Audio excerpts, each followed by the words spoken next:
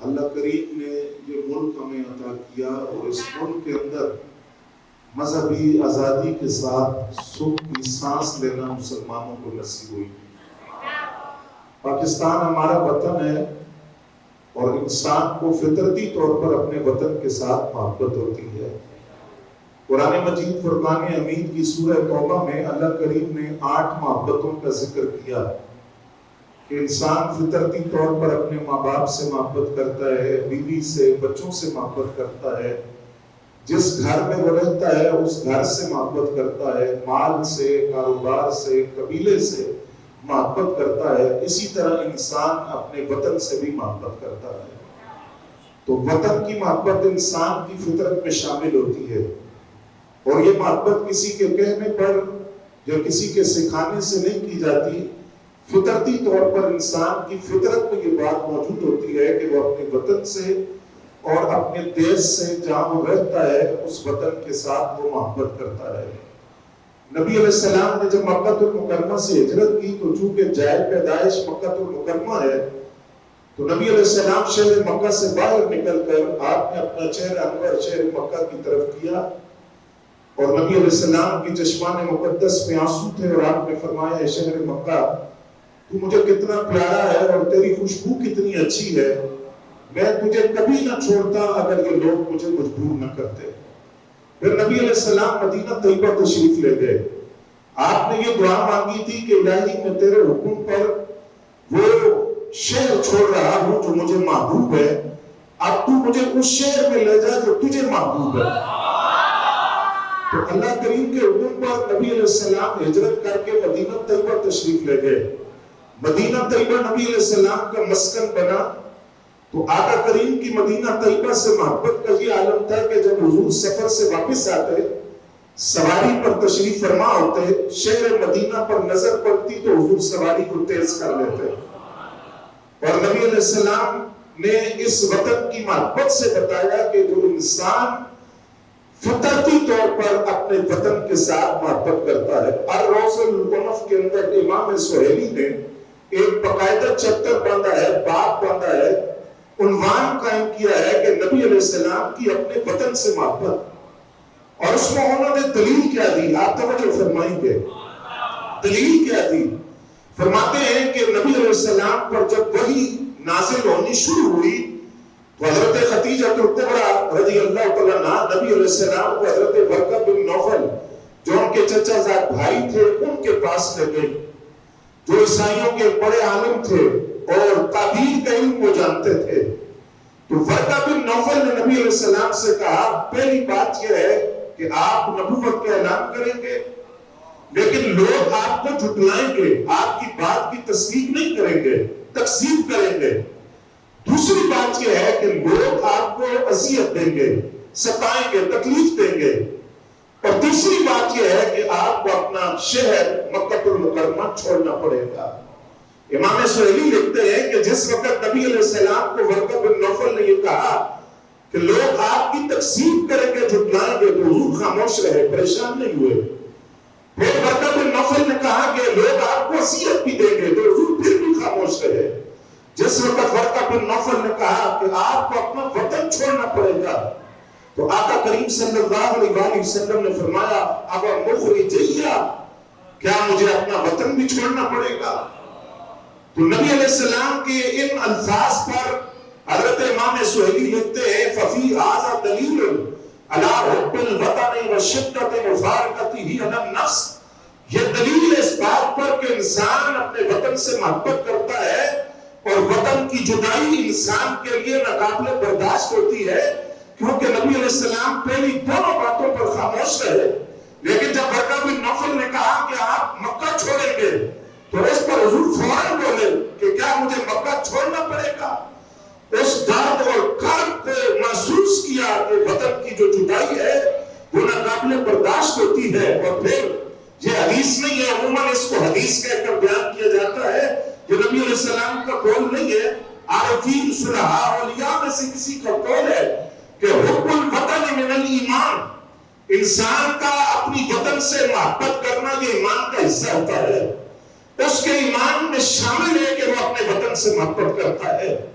جس ارض زمین پر ہم رہتے ہیں جسے پاکستان کہا جاتا ہے، جس ارض مقدس اور جس خطے زمین پر ہم رہتے ہیں، یہ دو قومی نظریوں کی بنیاد پر قائم ہوا۔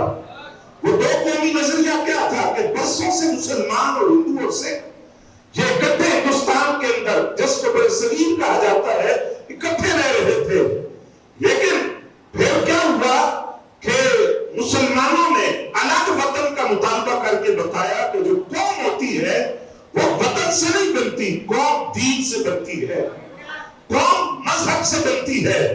ایک نسل کے، ایک رنگ کے، ایک قبیلے کے، ایک وطن کے لوگ وہ ایک قوم نہیں ہوتے بلکہ ایک دین کے ماننے والے قوم ہوتے ہیں، چاہے ان کا رنگ مختلف ہے، نسل مختلف ہو، قبیلہ مختلف ہو، مختلف علاقوں میں رہتے ہوں، لیکن ایک دین کے ماننے والے قوم ہے۔ آپ توجہ نہیں فرما رہے؟ میں پھر عرض کرتا ہوں کہ ہندوستان کے ممبر سے حسین احمد مدنی نام ایک بندہ تھا، عالم اپنے آپ کو کہتا تھا، اس نے یہ نعرہ لگایا کہ ملت است وطن است، ملت اور قوم وطن سے بنتی ہے، لہذا ہندوستان میں رہنے والے مسلمان ہو یا ہندو ہو یا سکھ ہو یہ قوم ہے۔ درویش لاہوری علامہ اقبال نے جواب دیا، آپ نے فرمایا ملت است وطن است غلط ہے، ملت است دین است، ملت دین سے بنتی ہے، قوم دین سے بنتی ہے، لہذا ہندوستان کے اندر رہنے والے مسلمان الگ قوم ہیں، ان کی شناخت، ان کی تہذیب، ان کا مذہب، ان کا رسوم و رواج، ان کی ثقافت، ان کا کلچر یہ ہندوؤں سے بالکل جدا کرنا ہے۔ سب سے بڑا فرق یہ ہے جو قائد اعظم نے کہا تھا کہ ہم الگ وطن کا مطالبہ اس لیے کر رہے ہیں کہ ہماری ثقافت، تہذیب، کلچر، دین مختلف ہے، یہاں تک کہ ہندو جس گائے کو خدا کہتے ہیں ہم اس کو ذبح کرتے ہیں، قربانی کرتے ہیں، اس کا گوشت کھاتے ہیں، تو ہماری تہذیب ہندوؤں سے مختلف ہے۔ تو اقبال نے کہا کہ ملت از وطن است نہیں، ملت از دین است، ایک دین کے ماننے والے وہ کائنات کے کسی کونے میں رہتے ہو، وہ اخوت کی لڑی میں پڑے ہوئے ہیں، اس کی مثال کیا ہے؟ حبش سے بلال آئے، مولانا سبحان اللہ، حبش سے بلال آئے، روم سے صہیب رومی آئے، فارسی ایران سے حضرت سلمان فارسی آئے، محبت کی لڑی میں یوں پروئے جائے کہ بلال حبشی کو فاروق اعظم عرب سے ہے لیکن کہتے ہیں سیدنا بلال، ہمارا سردار بلال، اور حضرت سلمان فارسی سے کہا سلمان من کا حلب ہے، سلمان ہمارے خاندان کا حصہ ہے، اور صہیب رومی کا اٹھ کر استقبال کیا گیا تو بتایا مسلمان رنگ، وطن، قبیلہ، نسل، زبان کی بنیاد پر بھائی نہیں ہے بلکہ وہ دین کی بنیاد پر، اسلام کی بنیاد پر، المسلم اخو المسلم، مسلمان کا بھائی ہوتا ہے، وہ چاہے کسی وطن میں رہتا ہو، کسی رنگ سے تعلق رکھتا ہو۔ تو پاکستان کا جو نظریہ بنیاد بنا وہ دو قومی نظریہ تھا کہ ہندو الگ قوم ہے، مسلمان الگ قوم ہے۔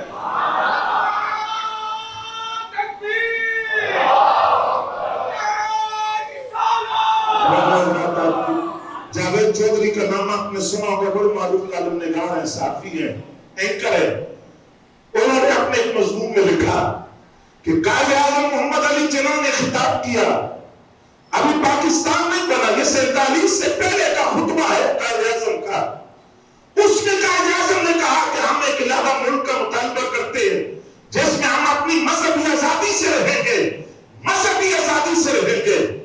تو ایک ہندو نے اٹھ کر قائد اعظم سے کہا کہ یہاں آپ کو کیا تکلیف ہے، ہم اکثر دراز سے کٹھے رہ رہے، ایک قوم ہے، ہندو سکھ مسلمان ایک ملک میں رہتے ہیں، ایک دوسرے کو جانتے ہیں، ایک دوسرے سے بات کرتے ہیں، کسی کو کسی سے تکلیف نہیں ہے، تو ہم ایک قوم ہیں۔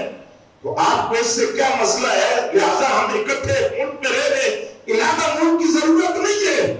تو قائد اعظم خاموش ہو گئے۔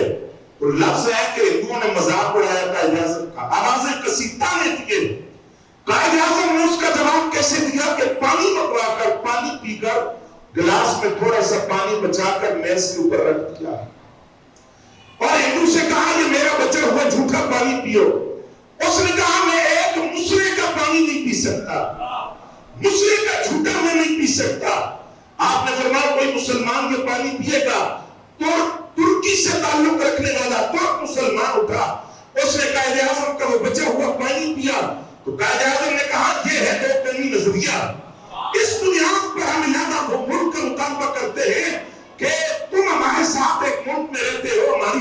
ایک ہے، رنگ ایک ہے اور ہمارا لباس ایک ہے، لیکن تم نے مجھے مسلح کہہ کر طعنہ دیا۔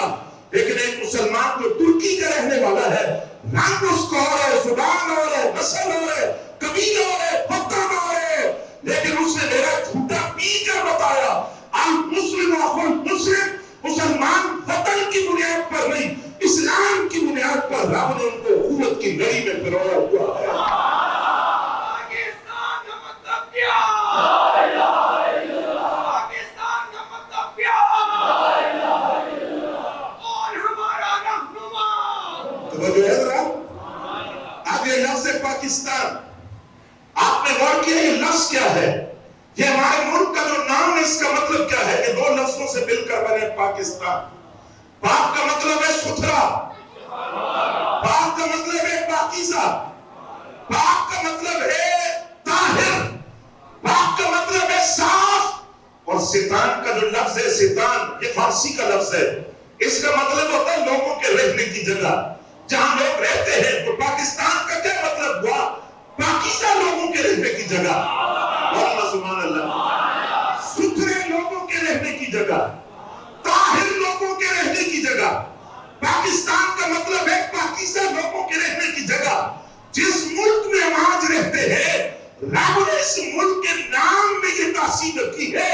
پاکستان کا دشمن بھی جب نفرت سے پاکستان کہتا ہے تو نفرت تو ہے، لیکن پاکستان کا لفظ بول کر وہ اعتراف بھی کر رہا ہے کہ یہ وہ ملک ہے جہاں پاکیزہ لوگ رہتے ہیں، ستھرے لوگ رہتے ہیں، طاہر لوگ رہتے ہیں۔ ہم جس نہیں آئی کہ میں گل دوسری گل میں جوڑتا۔ پاک کا مطلب ہے ستھرا، پاک کا مطلب ہے طاہر، پاک کا مطلب ہے کہ ستھرے اور پاک اور صاف لوگوں کے ستان رہنے کی جگہ۔ مدینہ طیبہ کا کیا مطلب ہے؟ مدینہ شہر کو کہا جاتا ہے جہاں لوگ رہتے ہیں۔ طیبہ کا معنی پاکیزہ، طیبہ کا معنی ستھرا، طیبہ کا معنی صاف۔ اب آپ کو بات سمجھ آنی چاہیے، جو مطلب پاکستان کا ہے وہی مطلب مدینہ طیبہ کا ہے۔ اس کا مطلب یہ ہوا کہ پاکستان مدینہ طیبہ کا بھی فیضان ہے، مدینہ والے کا بھی فیضان ہے۔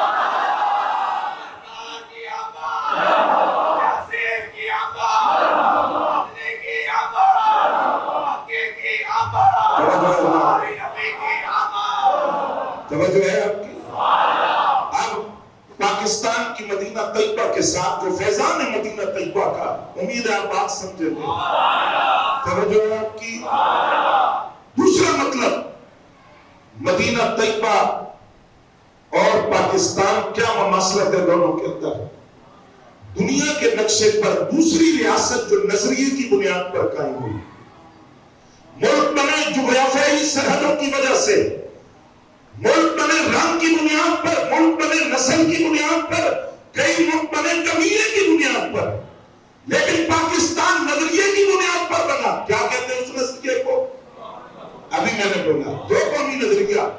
پاکستان نظریے کی بنیاد پر بنا اور دنیا کے نقشے پر صرف دو ریاستیں ہیں جو نظریے کی بنیاد پر بنی، دو ریاستیں ہیں جو اس نظریے پر بنی کہ جہاں مسلمان بستے وہ اپنی مذہبی آزادی سے رہیں۔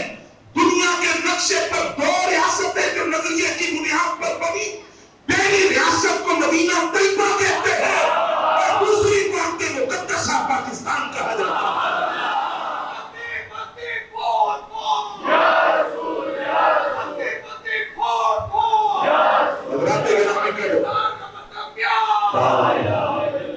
یہی وہ ملک ہے جس کے بارے میں مولا علی نے فرمایا، نسائی کی روایت ہے۔ توجہ آپ کی؟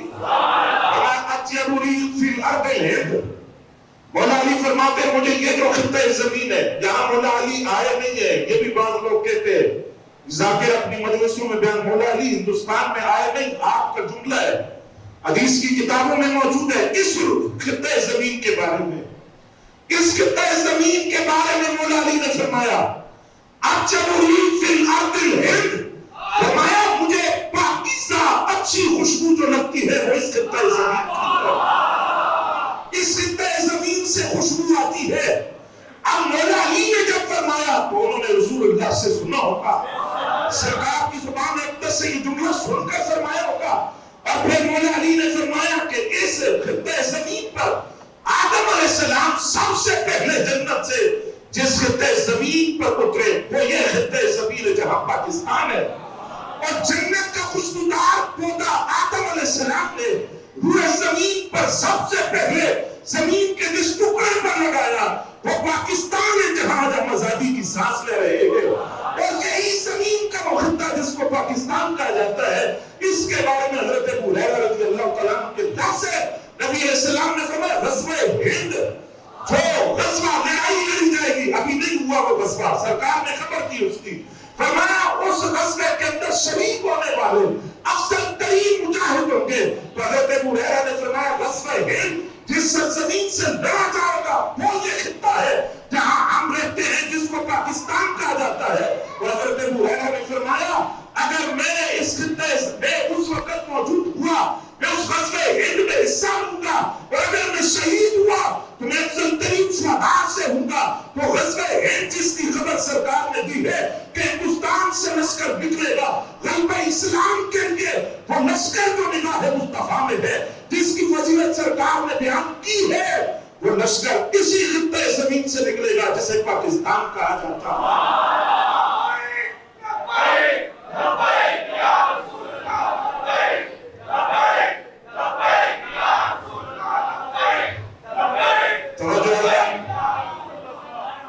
آج 76 سالوں سے پاکستان کو لوٹا بہت لوگوں نے ہے یا نہیں بولو نا بہت لوگوں نے نوچا مالی مفادات بھی ذاتی مفادات اس ملک سے حاصل کیے رفو چکر ہو گئے نہیں پتا کدھر گئے ان کی قبریں بھی باہر بنی دعویٰ انہوں نے ملک سے محبت کا کیا لیکن پاکستان کو آج اور نامی ہے وہ رسول اللہ کی نگاہوں میں ہو نگاہ مصطفیٰ کا فیضان ہو اور آقا کریم کو جہاں سے خوشبو آتی ہو اور جس سبت مقدسہ سے غزوہ ہند لڑا جائے گا اور جس کی خبر نبی علیہ السلام نے دی ہو سیاد شریف کے حضرت شیخ الاسلام والمسلمین قمر الملت والدین حضرت خواجہ قمر الدین سیالوی رحمۃ اللہ علیہ آپ نے جب مسلم لیگ میں ہے مسلم لیگ جاری نہیں مسلم لیگ کا اعظم والی مسلم لیگ اس میں شمولیت اختیار کی تو لوگوں نے اس کی وجہ پوچھی توجہ ہے تو کوئی نہ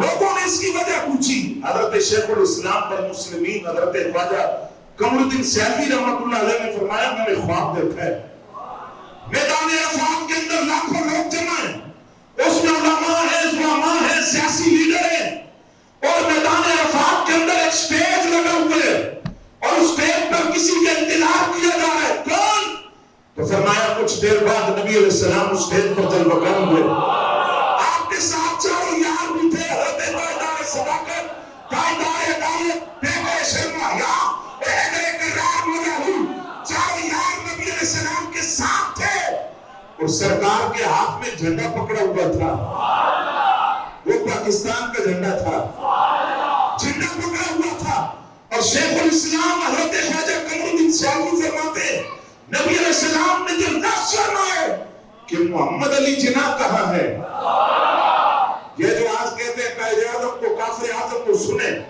ایک شیخ کامل کے لفظ سنے کہا سرکار نے فرمایا کہ محمد علی جناح کہاں ہے قائد اعظم اٹھ کر حضرت خواجہ قمر الدین سیالوی بیان کرتے قائد اعظم اٹھ کر کھڑے ہوئے نظریں جھکی ہوئی ہے نگاہیں جھکائی ہوئی ہے نبی علیہ السلام نے مولا علی کو جھنڈا دیا اور فرمایا کہ محمد علی جناح کے ہاتھ میں دو اس کے بعد حضرت خواجہ قمر الدین سیالوی فرماتے میں صبح بیدار ہوا تو یہ فیصلہ کیا میں مسلم لیگ میں شامل ہوں گا اس لیے کہ جو ملک رسول اللہ کی نگاہوں میں ہو وہ بنے گا بھی اور قیامت تک قائم رہے گا کیونکہ وہ ملک رسول اللہ کی جاگیر ہے جسے پاکستان کہا جاتا ہے.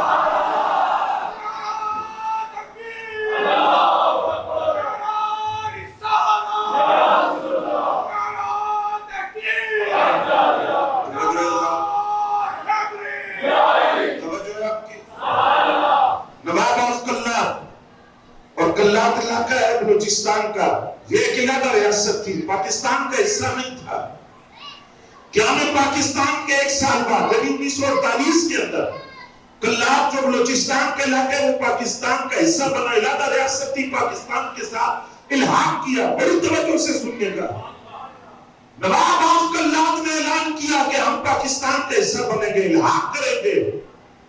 ابھی کچھ عرصہ پہلے اس کے پوتے کا انٹرویو ہوا، اس سے سوال ہوا کہ آپ نے پاکستان کے ساتھ آنے کا فیصلہ کیوں کیا؟ پاکستان کا حصہ علادہ ریاست تھی، پاکستان کا حصہ کیوں بنے؟ اس نے کہا یہ سوال میں نے اپنے باپ سے کیا، اس نے اپنے والد نواب آف کلات سے کیا، اور نواب آف کلات نے کہا کہ میں خواب دیکھا، نبی علیہ السلام نے مجھے حکم فرمایا پاکستان اسلام کے نام پر بنا ہے، اس کے ساتھ شامل ہو جاؤ، خیر ہی خیر ہوگی، کرم ہی کرم ہوگا۔ تو نواب آف کلات کہتے ہیں کہ مجھے رسول اللہ نے حکم دیا کہ اپنی ریاست کو پاکستان کے ساتھ شامل کرو، کیونکہ پاکستان جو ہے جو رسول اللہ کی نگاہوں میں ہے، اسلام کا مرکز ہے، اسلام کا گہوارہ ہے۔ اس کو دبانے کی کوشش بڑے لوگوں نے کی ہے، لیکن یہ دبنے کے لیے نہیں آیا، وہ ابھرنے کے لیے آیا ہے۔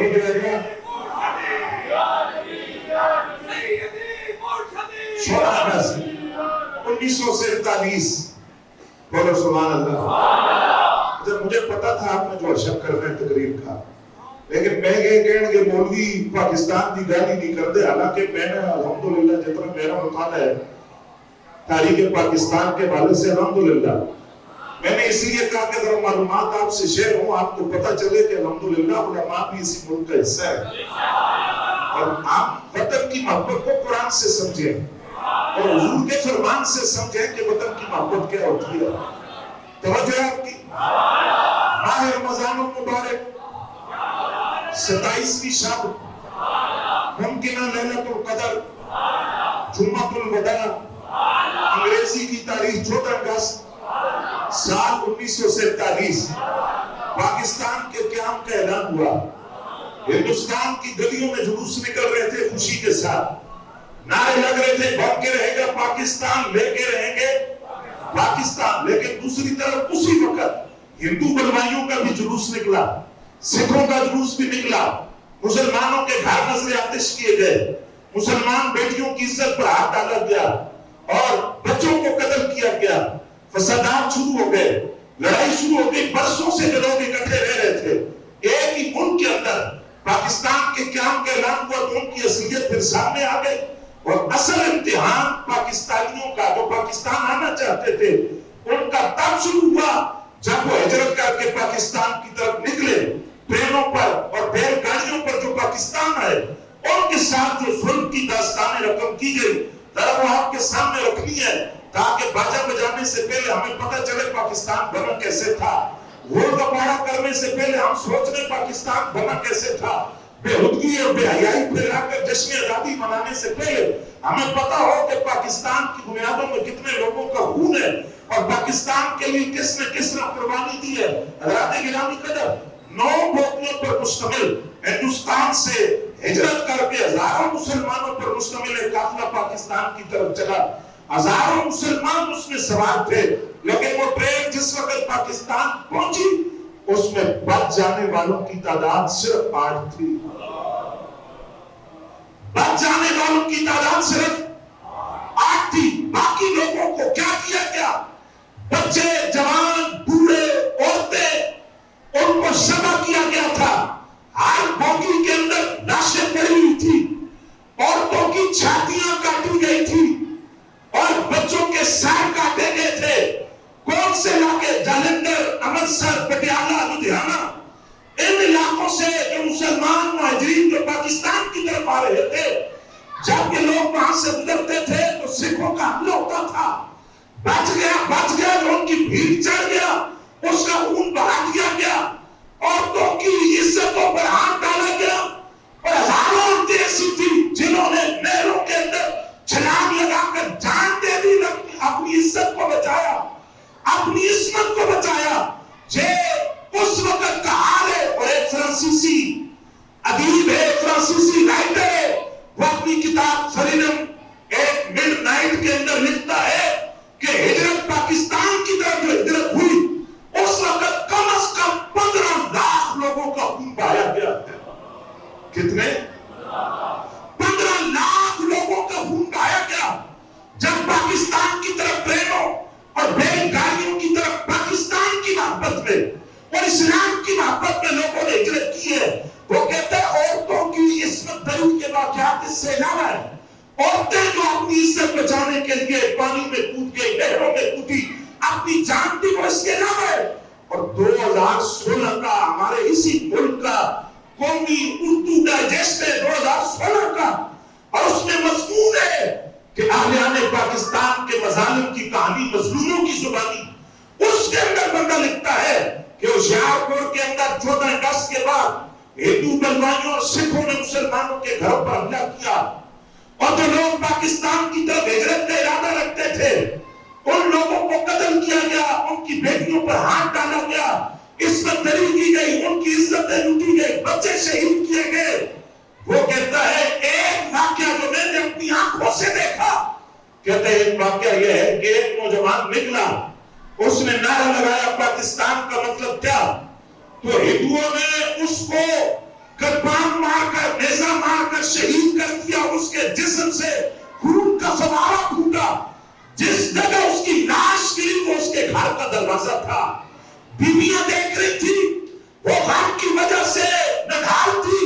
اس کے چھوٹا کم سے بچہ بابا بابا کرتے ہوئے اپنے باپ کے لاش کی طرف دوڑا.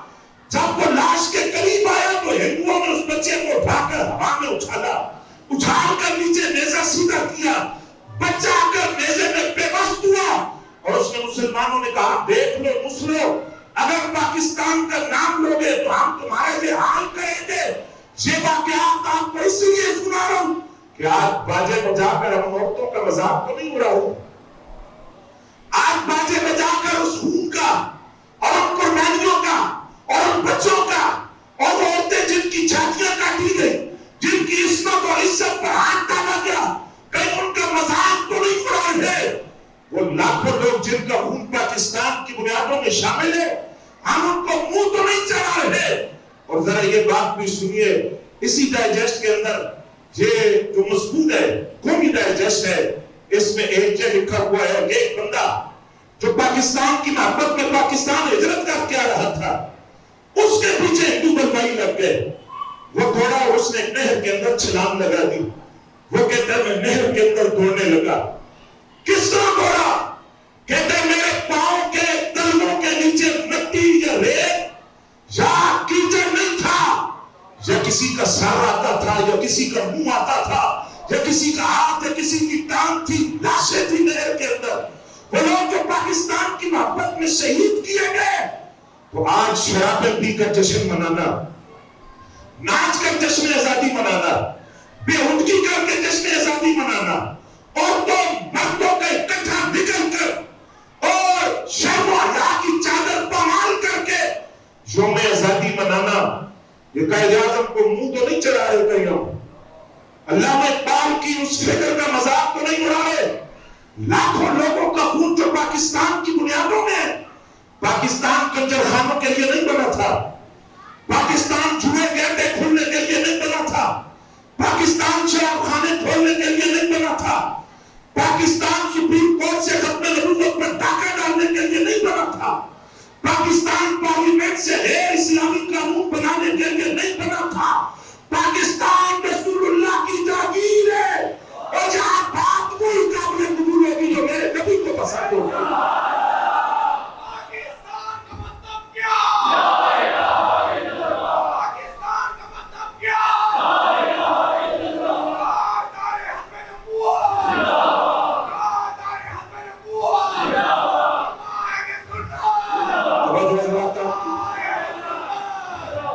آگے حضرات گرامی قدر, میرے نبی نے بھی مکہ فتح کیا تھا. توجہ آپ کی, 8 سال بعد سرکار اسی شہر میں داخل ہوئے تھے جہاں حضور روتے ہوئے گئے تھے. سرکار نے فرمایا تھا شہر مکہ تیری خوشبو بہت اچھی ہے, مجھے بڑا پسند ہے, اگر یہ لوگ مجھے مجبور نہ کرتے تو میں نہ جاتا. لیکن 8 سال بعد پھر حضور آئے. اب جہاں ہزاروں کا لشکر تھا سرکار کے ساتھ, اسلام کے غلبے کا دن تھا, اور وہ دنیا ڈانے والے اور داڑھی نوچنے والے اور نبی علیہ السلام کو اذیتیں دینے والے چھپ کر پناہ تلاش کر رہے تھے. سرکار مکہ میں داخل ہوئے تو ایک صحابی نے تلوار لہرائی، حضور نے چمک دیکھی تو فرمایا اس کو تلوار میان میں رکھے۔ الیوم یوم الملحمہ، صحابی نے نعرہ لگایا آج انتقام کا دن ہے۔ حضور نے فرمایا نا، الیوم یوم الملحمہ، آج انتقام کا دن نہیں، آج رحمت مصطفیٰ کے جلوے بکھرنے کا دن۔ دشمن دیکھے گا ہم نے اپنا شہر کس طرح فتح کیا ہے۔ جب وہ شہر فتح ہو گیا، آزادی تھی نا، مکہ شہر مکہ کو آزادی ملی، 360 لوگ جو مکہ کی چھاتی میں رکھے تھے ان کو توڑا گیا، تو لیکن سرکار نے بتایا آزادی کیسے منائی جاتی ہے۔ مکہ میں حضور داخل ہوئے تو گردن تلی وہ نہیں تھی، سینہ تنا ہوا نہیں تھا، نبی علیہ السلام جھکتے گئے، سیاہ رنگ کا امامہ سرکار میں باندھا ہوا تھا۔ جو سواری کا کجاو ہوتا ہے اس کی جو لکڑی ہوتی ہے، نفس حدیث کے حضور کی پیشانی لکڑی سے ٹکرا رہی تھی، اور ایک غلام زیادہ حضرت اسامہ بن زید ان کو سواری کے پیچھے بٹھا کر پیغام دیا، ہم غلام نہیں دیکھتے، ہم نسبت مصطفیٰ دیکھتے ہیں۔ اور خوشی کا منظر تھا، لیکن وہاں تکبر نہیں تھا۔ مکہ فتح ہوا تو حضور کی زبان پر قرآن کی تلاوت تھی۔ پتہ ہے حضور کون سی سورت پڑھ رہے تھے؟ اذا جاء نصر اللہ والفتح۔ رب کا شکر تھا، رب کی بارگاہ کے اندر سجدہ شکر تھا۔ تو بتایا کہ پاکستان اگر رب نے تمہیں بفیضان مصطفیٰ دیا ہے تو باجے بجا کر اس کی ناقدری نہ کرو، سجدہ شکر بجا لو۔ اور آزادی منانے کے ایک طریقہ ہے، ان لوگوں کو تلاش کریں جو اس تحریک پاکستان کا حصہ تھے، ان کی قبروں پر جائیں، ایک بال کا مزار موجود ہے، پاکستان کا تصور اقبال نے دیا، بولو سبحان اللہ۔ یہاں کئی قبریں، کئی مزارات موجود ہیں تحریک پاکستان کے کارکنوں کے، ان کی قبروں پر جا کر ان کا شکریہ ادا کریں، فاتحہ پڑھیں۔ اور میں چونکہ لوہاری میں رہتا ہوں تو میں لوہاری والوں سے کہا کرتا ہوں، تمہیں پتہ ہی نہیں ہے ہمارے لوہاری کے علاقے میں تحریک پاکستان کے کارکن اس کا مزار ہے۔ کون؟ لوہاری باہر مسلم مسجد کے نیچے مولانا محمد بخش مسلم کی قبر ہے، مزار ہے۔ اور آپ تحریک پاکستان کی تاریخ پڑھیں تو مولانا محمد بخش مسلم کا نام اس میں آتا ہے، جن کے نام پر مسلم مسجد ہے۔ تحریک پاکستان کا کارکن لیتا ہوا ہے، اور کون تھے؟ ہمارے سینے جوڑے الحمدللہ، بولو سبحان اللہ، سنیو فخر سے بولو۔ ہم وہ نہیں ہیں جنہوں نے کہا تھا پاکستان کی بے بھی نہیں بننے دیں گے، اور ہم وہ بھی نہیں ہیں جنہوں نے کہا تھا کہ ہم پاکستان بنانے کے گناہ میں شریک نہیں ہوں گے، ہم وہ بھی نہیں ہیں جنہوں نے کہا تھا کہ قائد اعظم نہیں کافر اعظم ہے۔ ہم کون ہیں؟ ہمارے علماء تھے نعیم الدین مراد آبادی،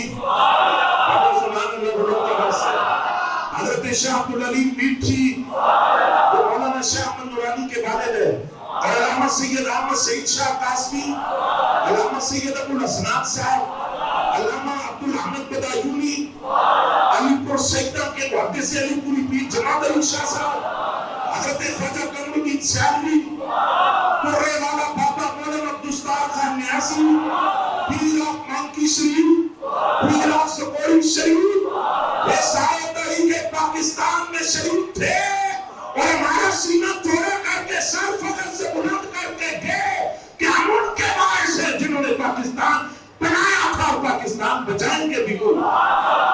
اگر پاکستان نہ بنتا، جب بات ختم کرتے، پاکستان نہ بنتا تو کیا ہوتا؟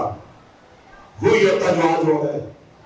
بابری مسجد شہید کی گئی، وہاں مندر کی تعمیر کی گئی، 1981 ہندوستان کے ایک شہر میں مسلمان عید کی نماز پڑھ رہے، اس دوران کچھ ہندوؤں نے خنزیر اور سور لا کر عیدگاہ میں چھوڑ دیے، زبردستی مسلمانوں کو بیٹیاں اٹھا کر ہندوؤں کو دے دی گئی، اذان کا مذاق اڑایا گیا، مسجدوں کو مندر میں بدلنے کی کوشش کی گئی، کلمے کا مذاق اڑایا گیا، گائے کی قربانی پر پابندی لگائی گئی، اور اگر کوئی مسلمان گائے ذبح کرتا ہے تو اس کی موت کی بھیڑ چڑھا دیا گیا، بیٹیوں کی عصمت درج کی گئی۔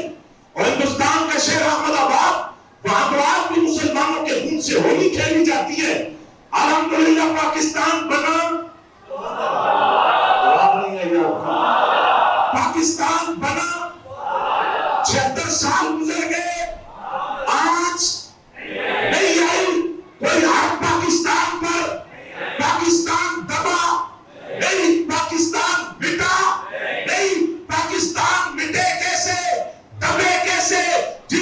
دھرتی میں داتا صاحب لیتے ہو، جس کی چھاتی میں بابا فرید لیتے ہو، جس کے بارڈر پر خواجہ غریب نواز لیتے ہو، جس دھرتی میں پیر میرے علی شاہ ہو، جس دھرتی میں بابا بلے شاہ ہو، اتنے مریض جس خطے زمین کی چھاتی میں ہو، وہ وقت نکلے کے لیے نہیں ابھرنے کے لیے ہو ہے۔ معاویہ کا فیصلہ، توجہ ہے ذرا۔ پاکستان بنا تھا کس کے لیے؟ اسلام کے لیے، بولو نا۔ پاکستان کس کے لیے بنا؟ اسلامی جمہوریہ پاکستان دو قومی نظریے کی بنیاد پر بنا۔